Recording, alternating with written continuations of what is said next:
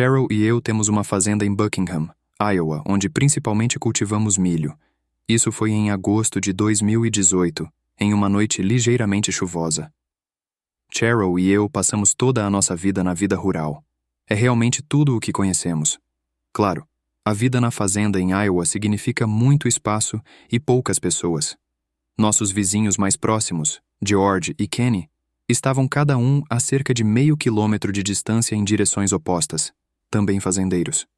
Com não muita coisa acontecendo por aqui, é fácil se tornar amigo dos seus vizinhos.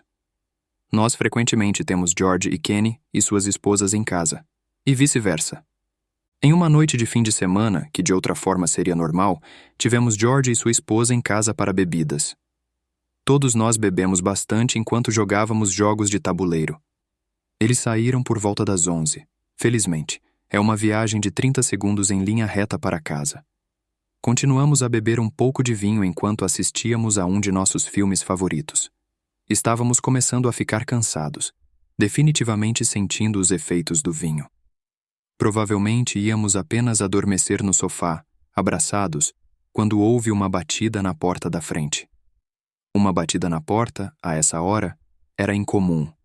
De fato, nunca havia acontecido antes. Mas junto com as batidas, pensamos poder ouvir uma voz dizendo algo. Baixei o volume da TV. Esperamos que acontecesse novamente.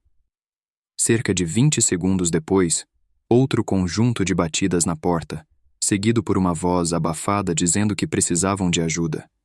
Estava prestes a me levantar e abrir a porta quando Cheryl sacudiu meu braço.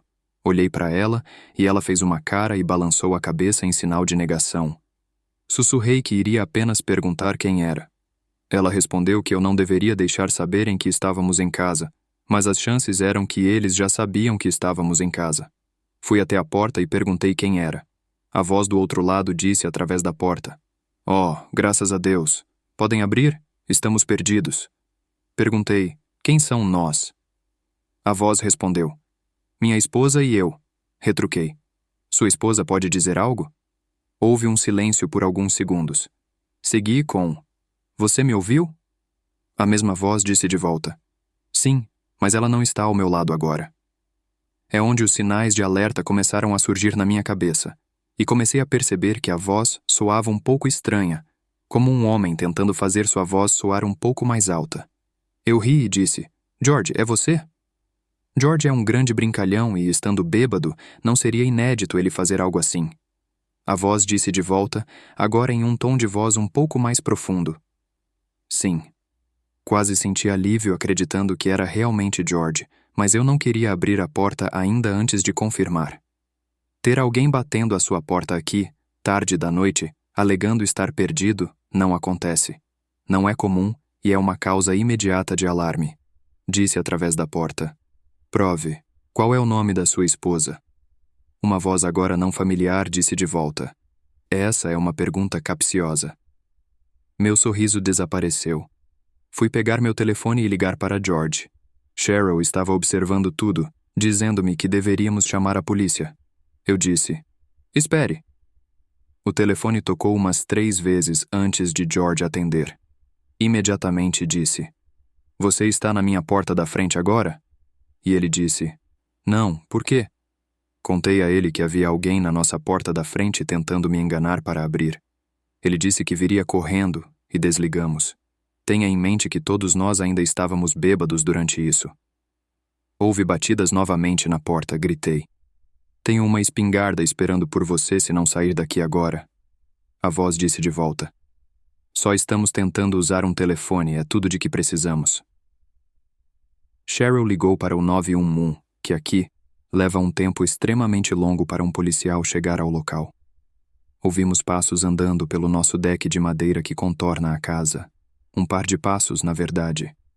Eles pararam em uma de nossas janelas, que tinha as persianas fechadas, e ouvimos um deles tentando levantar a janela. Isso fez com que Cheryl, que ainda estava ao telefone com a polícia, gritasse: "Nos deixem em paz." Segui o exemplo e gritei no topo dos meus pulmões para se sair ou eu atiraria. Demorei tanto para pensar em correr escada acima para pegar minha espingarda no armário. Literalmente, alguns segundos depois, Houve mais batidas na porta, e desta vez era realmente a voz de George gritando para abrir. Deixei George entrar, que também trouxe sua espingarda. Ele disse que não viu nada nem ninguém quando chegou. Ele ficou conosco até um policial chegar à casa. Ele fez uma rápida varredura da propriedade conosco e depois foi embora. Levamos em conta o conselho dele de instalar uma câmera na frente e atrás, surpreendentemente, algo que nunca tínhamos pensado até esse incidente. Ainda me dá arrepios que tudo o que estava mantendo quem quer que estivesse no nosso deck da frente aquela noite fora era uma porta de madeira.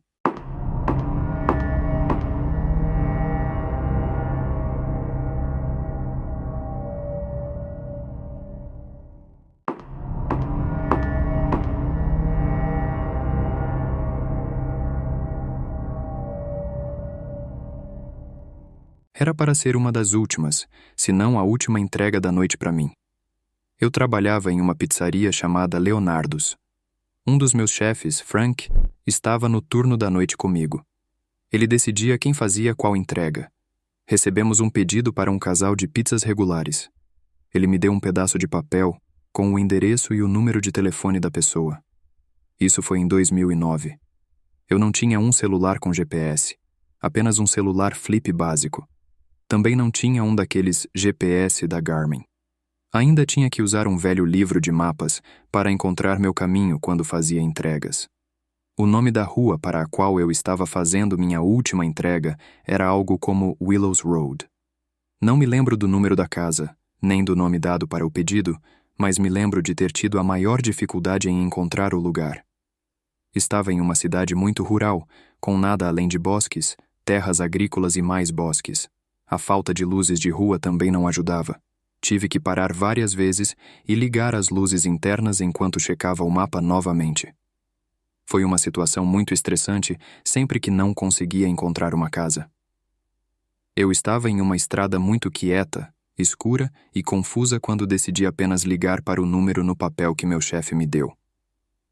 O telefone tocou várias vezes. Parecia que não havia uma secretária eletrônica configurada para ele. Deve ter tocado cerca de 10 vezes antes de alguém atender. Eu esperei por alguém dizer olá, quando ninguém disse, eu disse. E então, uma voz do outro lado disse de volta. Ele explicou que sua entrada era fácil de perder e parecia apenas uma trilha de terra. Ele falou com uma voz muito lenta e monótona, enquanto descrevia os arredores de sua entrada para me ajudar a encontrá-la, e eventualmente eu encontrei. Virei meu carro para essa trilha de terra bastante estreita. Definitivamente era fácil de perder. Demorou cerca de 30 segundos dirigindo devagar e com cuidado, até eu ver essa pequena casa de um andar aparecer à vista. Havia um brilho laranja fraco vindo de dentro da casa que podia ser visto através de uma das janelas. Estacionei meu carro ao lado do único outro veículo à vista, esta relíquia de caminhonete. Peguei as 2 pizzas do banco do passageiro e caminhei até a porta da frente da casa. Procurei por uma campainha, não encontrei, então bati na porta. Ouvi música abafada de dentro da casa, então ouvi passos se aproximando da porta, parar e então, depois de talvez 10 segundos, a porta se abriu um pouco, e eu vi um quarto do rosto de alguém. Literalmente, eu podia ver apenas um dos olhos deles me espiando. Eu disse nervosamente: "Ei, você pediu a pizza, certo?" O cara disse: "Ah, sim, a pizza." Eu reconheci a voz da ligação de antes. Houve uma pausa estranha. Eu não sabia o que dizer, exceto: "Você tem o dinheiro?" Ele disse: "Sim, deixe-me ir buscar." Ele se afastou da porta e ouvi seus passos se movendo para outro cômodo. Havia música super antiga, tipo dos anos 1930, tocando, tornando o cenário ainda mais assustador e estranho, se é que isso era possível. Então, a porta começou a se abrir lentamente por si só, revelando cada vez mais esse quarto mal iluminado. Tudo sobre o interior deste lugar parecia super antigo. Havia chapas de metal no chão, presumivelmente cobrindo buracos no chão. O sofá parecia que era de outro século. Inferno, todos os móveis pareciam. E a música vinha de um toca-discos antigo, um daqueles com a grande coisa em forma de chifre no topo. Isso é tudo que eu podia ver inicialmente, apenas dando uma espiada curiosa para dentro do lugar. Mas o que realmente era perturbador era o cheiro. Cheirava a morte lá dentro. Eu esperei respeitosamente pelo cara voltar com o dinheiro de onde quer que ele tenha ido. Quando passou o tempo suficiente que eu senti que estava ficando estranho, bati na porta aberta, dei uma espiada para dentro e disse: Senhor? A voz do homem veio de outro cômodo, dizendo: Sim, você se importaria de vir até a cozinha, por favor? Meus colegas de trabalho e chefes sempre aconselharam contra entrar na casa de alguém se não fosse necessário. Esse conselho parecia especialmente relevante para esta circunstância. Ouvi o que o homem disse, mas ainda respondi: Você pode repetir? Ele repetiu: Você pode vir até a cozinha, por favor? Eu entrei e sinceramente senti que meus pés iam atravessar o chão. O lugar era tão antigo que o chão realmente afundava um pouco conforme eu andava. A casa era muito linear. Olhei para a direita e vi a entrada para a cozinha, de onde vinha a voz dele. Olhei para a esquerda e havia um corredor estreito que tinha várias portas do lado direito. No final do corredor, havia esse cara de costas para mim, dançando lentamente da maneira mais assustadora imaginável. O homem estava... Como podemos dizer? Se sentindo? Não é isso. Quero dizer que ele literalmente estava se tocando enquanto se movia de uma maneira realmente perturbadora. Em qualquer outra circunstância, eu riria, mas eu estava absolutamente perturbado com o tipo de casa em que acabei de entrar. Virei-me e olhei para a cozinha, ainda segurando essas 2 caixas de pizza. Dei alguns passos em direção à cozinha antes mesmo de notar a pessoa espiando pela borda da parede que separava a cozinha da sala de estar. Era o rosto daquele homem novamente, ainda mostrando apenas 1/4 do seu rosto, apenas um dos olhos espiando-me de forma assustadora. Os únicos pensamentos que eu tinha nesse momento eram: o que diabos está acontecendo aqui? E eu preciso sair. Eu disse ao homem: Ei, eu realmente preciso ir. Você pode me pagar aqui? O homem disse: Claro, venha aqui. Eu estava a poucos passos da entrada da cozinha, mas não queria ir mais longe. Eu estava pronto para simplesmente deixar as pizzas e correr para o meu carro se necessário. Mas então, o homem deu um passo para trás, revelando seu corpo inteiro. Ele estava segurando uma nota de $20. Eu caminhei até ele, peguei o dinheiro, dei a ele as pizzas e corri de volta para o meu carro.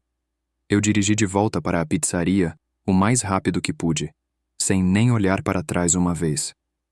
Eu contei a Frank e aos outros entregadores sobre a experiência, e todos eles concordaram que era a coisa mais assustadora que já ouviram.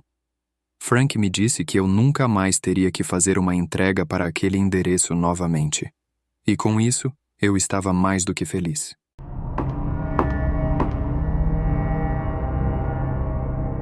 Ele me deu um pedaço de papel com o endereço e o número de telefone da pessoa. Isso foi em 2009. Eu não tinha um celular com GPS, apenas um celular flip básico. O nome da rua para a qual eu estava fazendo minha última entrega era algo como escura e confusa quando decidi apenas ligar para o número no papel que meu chefe me deu. O telefone tocou várias vezes. Parecia que não havia uma secretária. E então, uma voz do outro lado disse de volta. Ele explicou que sua entrada era fácil de perder e parecia apenas uma trilha de terra. Ele falou com uma voz muito lenta e monótona, até eu ver essa pequena casa de um andar aparecer à vista. Havia um brilho laranja fraco vindo de dentro da casa que podia ser visto através de uma das janelas. Estacionei meu carro ao lado do único outro veículo à vista. Esta relíquia...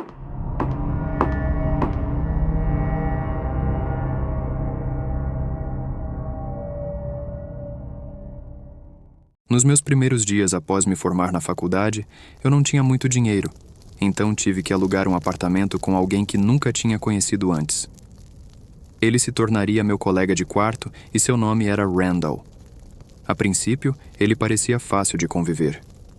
Ele não falava muito, mas tinha um forte sotaque espanhol. O quarto que eu ficaria já estava mobiliado, e esse era um dos fatores atraentes deste apartamento. Tinha uma cama de solteiro enfiada no canto, uma cômoda de bom tamanho, um armário e um suporte para a TV em outro canto do quarto. Havia um monte de bichos de pelúcia sentados na cômoda, o que eu achei um pouco estranho, especialmente um grande urso de pelúcia voltado para a cama. Quando perguntei a Randall sobre os bichos de pelúcia, ele deu uma risada bem alta e disse que seu quarto tinha a mesma coisa. Ele recomendou que eu os deixasse lá como uma forma de respeitar o proprietário. Não conversei muito com Randall naquele primeiro dia, além disso. Passei a maior parte do meu tempo desempacotando minhas roupas e suprimentos e configurando minha TV. Quando estava deitado na cama assistindo TV naquela noite, pensei ter ouvido algo. Foi um barulho muito breve, mas definitivamente audível, e soou como algum tipo de componente eletrônico pequeno. Atribuí isso a ser um barulho da casa e continuei assistindo ao meu programa. No dia seguinte, Randall não estava em casa o dia todo. Não sabia se ele trabalhava ou onde, mas apenas supus que ele estava no trabalho. Naquela noite, quando estava no meu quarto assistindo TV, ouvi a porta da frente abrir e Randall caminhar pelo corredor até seu quarto antes de fechar a porta. Um pouco mais tarde, estava me trocando para meu pijama quando ouvi o mesmo som da noite anterior. Desta vez, sem o barulho da TV ao fundo, então ouvi muito mais claramente. Era definitivamente algum tipo de dispositivo eletrônico, mas eu não sabia o que era ou onde estava. Ainda assim, não parecia ser um grande problema, então me deitei na cama e comecei a ler meu livro atual naquela época. Depois fui dormir. No dia seguinte, vi Randall quando cheguei em casa depois do trabalho e ele me perguntou qual livro eu estava lendo. A princípio, não entendi a pergunta, mas então ele disse que estava falando sobre o livro que eu estava lendo no meu quarto. Olhei para ele em silêncio, confuso. Perguntei como ele sabia que eu estava lendo um livro e ele disse, com seu forte sotaque espanhol, que teve que entrar no meu quarto para pegar algo que havia deixado lá e foi quando ele notou o livro. Pedi a ele, educadamente, para não entrar mais no meu quarto. Infelizmente, não havia fechadura na porta, então eu não podia impedi-lo quando não estava em casa. Naquela noite, quando peguei meu livro de debaixo da minha cama, parei e me perguntei como ele veria meu livro se eu o tinha guardado debaixo da cama. Pensar nisso agora me deixou assustado, e eu não estava mais no clima para ler. Olhei ao redor do quarto enquanto pensava comigo mesmo, então notei aquele grande urso de pelúcia na cômoda novamente. Agora estava posicionado tão perfeitamente para me encarar na cama. Então, tive um pensamento assustador. Levantei-me e fui até o urso. Peguei-o e olhei de perto nos olhos dele.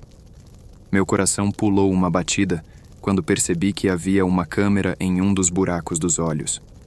Joguei a coisa no canto do quarto e fui até a porta de Randall e tentei abrir.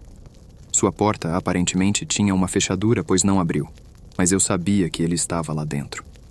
Bati na porta gritando seu nome, mas ele não respondia. Vi a luz que se infiltrava por baixo da porta apagar, enquanto assumi que ele apagou a luz. Voltei para o meu quarto e liguei para o proprietário. Expliquei tudo e disse que estava saindo agora mesmo e tinha um motivo válido para anular os contratos. Empacotei poucas coisas que trouxe, coloquei no meu carro e saí naquela mesma noite, sem olhar para trás. Surpreendentemente, o proprietário nunca veio atrás de mim para cobrar o dinheiro pelos poucos dias que estive lá. Desde aquela noite, tenho fobia de ursos de pelúcia, como se sempre tivesse que virá-los para que não estejam me encarando.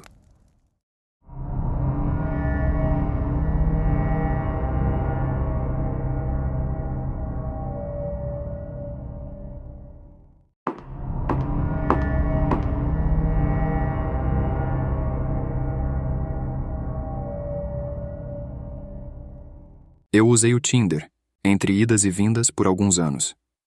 Experimentei outros aplicativos de namoro também, mas o Tinder era uma grande novidade quando me mudei para Denver. Um dia, me deparei com o perfil dele. Suas fotos chamaram minha atenção e sua biografia era interessante, então decidi deslizar para a direita. Na manhã seguinte, quando abri o aplicativo, fiquei surpresa ao descobrir que ele também havia gostado de mim. Começamos a conversar rapidamente e achei ele simpático, engraçado e inteligente. Falamos sobre coisas de que gostávamos, nossos trabalhos e nossas famílias. Nos demos muito bem. Então, num fim de semana, planejamos nos encontrar em uma cafeteria na cidade. Eu estava um pouco nervosa, me perguntando se ele seria tão agradável pessoalmente quanto online. Mas quando o vi, todas as minhas preocupações desapareceram. Ele era alto, bonito e tinha um sorriso amigável. Achei que ele parecia ainda melhor do que nas fotos. Nos abraçamos, conversamos, bebemos nossos cafés e rimos de coisas bobas que não importavam realmente. Conversamos facilmente e parecia que eu o conhecia há muito tempo. Após nosso primeiro encontro, começamos a passar muito tempo juntos. Fomos comer em diferentes lugares, visitamos museus, fomos a parques e apenas caminhamos pela cidade. Falamos sobre o que queríamos na vida, nossas preocupações e nossos planos para o futuro. Mas então as coisas começaram a mudar. Ele costumava me enviar mensagens frequentemente, mesmo quando eu estava trabalhando ou com amigos. Se eu não respondesse, ele ficava chateado e pensava que eu estava ignorando ele. Às vezes, ele vinha à minha casa sem me avisar, querendo passar tempo juntos. No início, pensei que ele estava apenas demonstrando o quanto se importava, mas com o tempo, isso se tornou demais e me deixou desconfortável. Além disso, quando eu tentava falar sobre isso, ele ficava realmente na defensiva e bravo. Ele dizia que eu era a única pessoa que ele tinha no mundo e que não podia viver sem mim.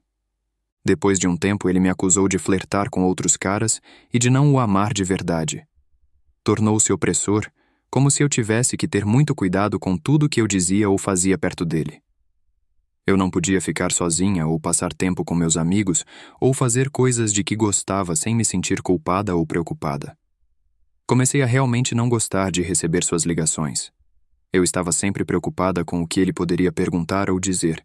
Isso me deixava cansada. Então, um dia, ele apareceu no meu trabalho. Ele entrou tentando me encontrar e, quando eu pedi para ele ir embora, ele começou a gritar e a fazer um grande escândalo. Meus amigos de trabalho tiveram que chamar a segurança para fazê-lo sair. Agora, foi realmente embaraçoso. Felizmente, meu chefe foi muito compreensivo. Eu pensei que ele poderia me demitir, mas, em vez disso, ele apenas disse para eu tirar uma folga e me acalmar. Depois disso, ninguém no trabalho mencionou isso novamente. Eu realmente aprecio meus colegas de trabalho. Eu sabia que tinha que terminar com ele. Tentei dizer gentilmente pelo telefone, mas ele não queria aceitar. Ele continuou me implorando para dar-lhe outra chance e prometeu que nunca faria algo assim novamente. Mas eu sabia, lá no fundo, que as coisas não melhorariam. Mas então ele enviou mais e mais mensagens. No início, eram apenas mensagens realmente tristes, me dizendo o quanto ele me amava e precisava de mim. Mas então elas se tornaram mensagens perturbadoras. Ele até enviou fotos minhas e dos meus amigos das redes sociais e disse coisas como: "Eu sei onde você está e estou observando você." Ele ia a lugares onde sabia que eu estaria, apenas tentando me ver. Eu estava assustada e não sabia o que fazer. Tentei bloquear o número dele, mas ele continuava criando novos. Mesmo quando fui à polícia, eles disseram que não havia muito que pudessem fazer, a menos que ele realmente me machucasse. Soa louco, eu sei. Então, uma noite, eu estava em casa sozinha assistindo TV, quando ouvi um barulho do lado de fora do meu apartamento. Fui até a janela e o vi lá parado, olhando para mim. Fiquei realmente assustada. Tranquei todas as portas e janelas e chamei a polícia. Quando a polícia chegou, eles o prenderam. Ele ficou na cadeia por uma noite e descobri que estava realmente bêbado, então foi liberado no dia seguinte. Mais tarde, consegui uma ordem de restrição por causa do que aconteceu. Depois disso, as coisas melhoraram muito. Talvez ele tenha ficado assustado de se meter em problemas com a lei, ou talvez seus amigos e familiares tenham conversado com ele. Seja o que for, estou grata por as coisas não terem piorado. Já se passaram 2 anos agora e ainda me preocupo em esbarrar nele em algum lugar.